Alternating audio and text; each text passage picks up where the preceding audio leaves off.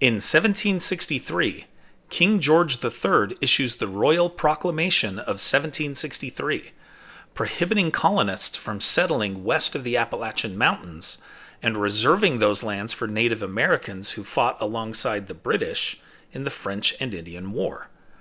This frustrates many colonists who also helped Britain win the war and feel that they have the right to settle in the territory.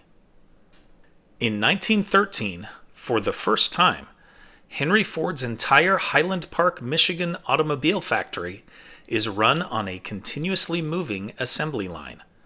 The increase in productivity allows Ford to drastically reduce the cost of the Model T, making the car affordable to ordinary people. Up next is the answer to yesterday's quiz.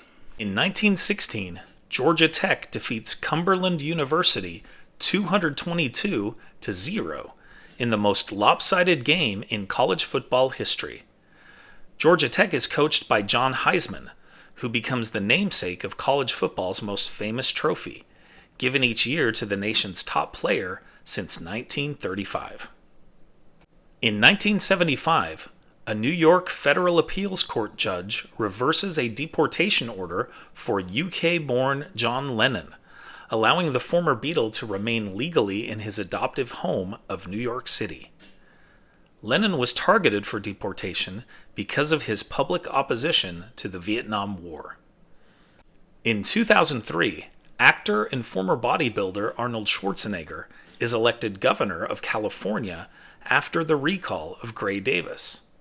Schwarzenegger's then-wife, journalist Maria Shriver, is former U.S. President John F. Kennedy's niece. And now, it's time for our Today in History quiz.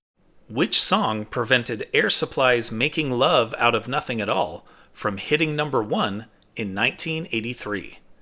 Every Breath You Take by The Police? Total Eclipse of the Heart by Bonnie Tyler?